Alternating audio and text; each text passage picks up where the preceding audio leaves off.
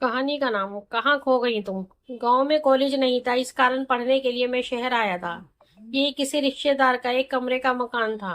बिना किराए का था। आस पर पास सब गरीब लोगों के घर थे और मैं अकेला था। तो सब काम मुझे खुद ही करने पड़ते थे। खाना बनाना, कपड़े धोना, घर की साफ सफाई करना। कुछ दिन बाद एक गरीब लड़की अपने छोटे भाई के साथ मेरे घर पर आई। आते ही सवाल किया, तुम मेरे भाई को ट्यूशन पढ़ा सकते हो क्या? मैंने कुछ देर सोचा, फिर कहा नहीं। उसने कहा क्यों? मैंने कहा टाइम नहीं है, मेरी पढ़ाई डिस्टर्ब होगी। उसने कहा बदले में मैं तुम्हारे घर तुम्हारा खाना बना दूंगी। शायद उसे पता था कि मैं खाना खुद पकाता हूँ। मैंने कोई जवाब नहीं दिया।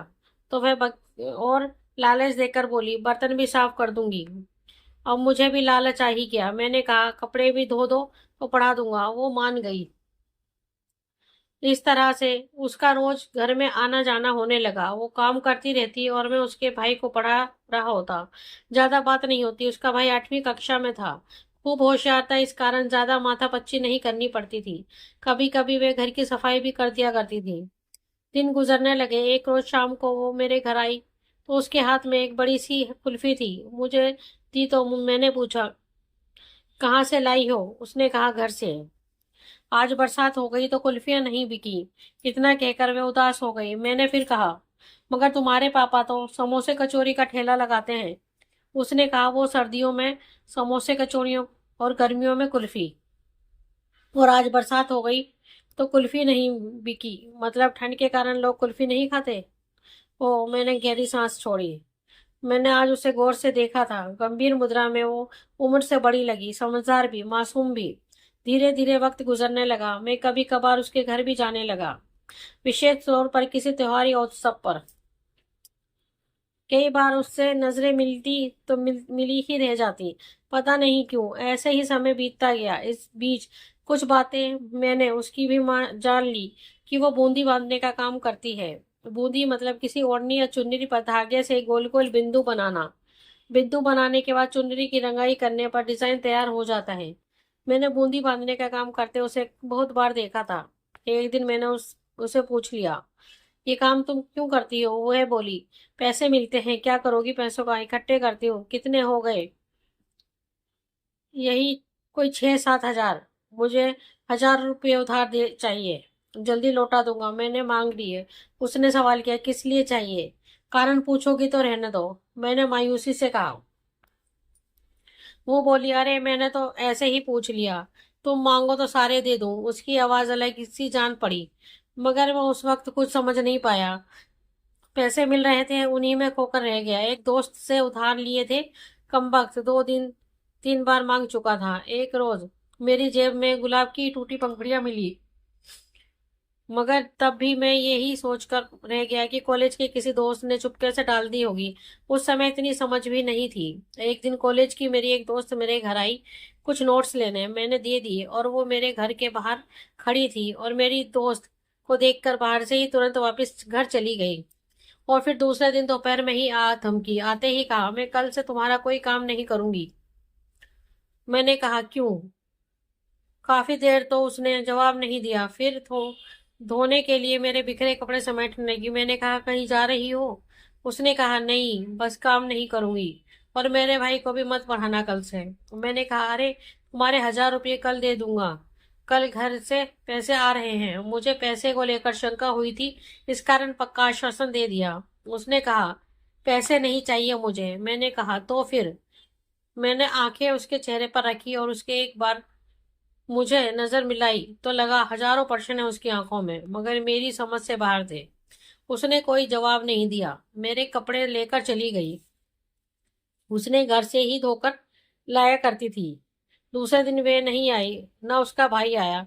मैंने जैसे तैसे खाना बनाया, फिर खाकर कॉलेज चला गया। दोपहर को आया तो सीधा उसके घर चला गया, ये सोचकर कि कारण तो जान लूं काम कर नहीं करने का। उसके घर पहुंचा तो पता चला कि वो बीमार है। एक छप्पर में चारपाई पर लेटी थी, अकेली। घर में उसकी मम्मी थी जो काम में लगी थी। मैं उसके पास पहुंचा तो उसने मुंह फेर लिया करवट लेकर। मैंने पूछा, दवाई ली क्या? नहीं, छोटा सा जवाब दिया, बिना देरी, बिना मेरी तरफ देखे। मैंने कहा, क्यों नहीं ली? उसने कहा, मेरी मर्जी, तुम्हें क्या? मुझसे नाराज क्यों हो ये तो बता दो। तुम सब समझते हो, फिर मैं क्यों बताऊं?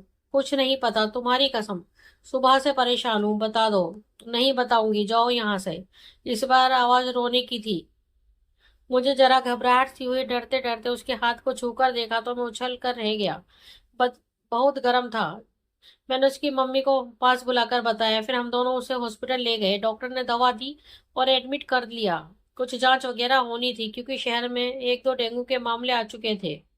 मुझे अब चिंता सी होने लगी थी। उसकी माँ घर चली गई उसके पापा को बुलाने। मैं उसके पास अकेला था। बुखार जरा कम हो गया था।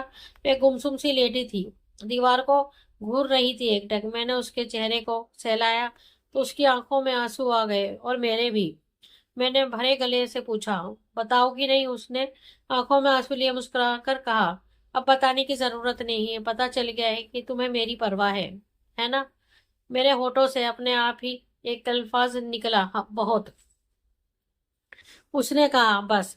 अब मैं मर भी जाऊं तो कोई गिला नहीं। उसने मेरे हाथ को कसकर दबाते हुए कहा। उसके इस वाक्य का कोई जवाब मेरे लबों से नहीं निकला, मगर आंखें थी जो जवाब को संभाल न सकी। बरस पड़ी। उठ कर बैठ गई और बोली, रोते क्यों हो पागल? मैंने जिस दिन पहली बार तुम्हारे लिए रोटी बनाई थी उसी दिन से चाहती हूँ तुम्हें। एक तुम थे पागल, कुछ समझने में इतना वक्त ले गए। फिर उसने अपने साथ मेरे आंसू भी पहुंचे। फिर थोड़ी देर बाद उसके घर वाले आ गए। रात हो गई थी। उसकी हालत में कोई सुधार नहीं हुआ। फिर देर रात तक उसकी बीमारी की रिपोर्ट आ गई। बताया गया कि उसे डेंगू है। ये जानकर आग सी लग गई मेरे सीने में। खून की कमी हो गई थी, पर खुदा का शुक्र है कि मेरा खून मैच हो गया था उसे। 2 बोतल खून दिया मैंने तो जरा सुकून सा मिला दिल को। उस रात वह अचेत सी रही, बार बार अचेत अवस्था में उल्टियां कर देती थी। मैं 1 मिनट भी नहीं सोया उस रात। डॉक्टरों ने दूसरे दिन बताया कि रक्त में प्लेटलेट्स की संख्या तेजी से कम हो रही है। खून और देना होगा। डेंगू का वायरस खून पर का धक्का बनाने वाली प्लेटलेट्स का पर हमला करता है। अगर प्लेटलेट्स खत्म तो पूरे शरीर के अंदरूनी अंगों से खून का रिसाव शुरू हो जाता है। फिर बचने का कोई चांस नहीं। मैंने अपना और खून देने का आग्रह किया, मगर रात को दिया था, इस कारण डॉक्टर ने मना कर दिया। फिर मैंने मेरे कॉलेज के 2-4 दोस्तों को बुलाया। साले 10 एक साथ आ गए। खून दिया, हिम्मत बंधाई, पैसों की जरूरत हो तो देने का आश्वासन दिया और चले गए। उस वक्त पता चला दोस्त होना भी कितना जरूरी है। पैसों की कमी नहीं थी, घर से आ गए थे। दूसरे दिन की रात वो कुछ ठीक दिखी, बातें भी करने लगी। रात को सब सोए थे, मैं उसके पास बैठा जाग रहा था। उसने मुझसे कहा, पागल, बीमार मैं हूं, तुम नहीं। फिर ऐसी हालत क्यों बना ली है तुमने? मैंने कहा, तुम ठीक हो जाओ, मैं तो नहाने ते ही ठीक हो जाऊंगा। उसने उदास होकर पूछा, एक बात बताओ। मैंने कहा, क्या? उसने कहा, मैंने एक दिन तुम्हारी जेब में गुलाब डाला था, तुम्हें मिला? मैंने कहा, सिर्फ पंखुड़ियां मिली थी, हाँ। उसने कहा, कुछ समझे थे? नहीं। क्यों? सोचा था कॉलेज के किसी दोस्त ने मजाक किया है। और वो रोटियां? कौन सी? दिल के आकार वाली? अब समझ में आ रहा है, बुद्धू हो। हाँ। फिर वह हंसी, काफी देर तक, निश्चल मासूम हंसी। कल सोए थे क्या? नहीं। अब सो जाओ, मैं ठीक हूं, मुझे कुछ नहीं होगा। सचमुच नींद आ रही थी, मगर मैं सोया नहीं।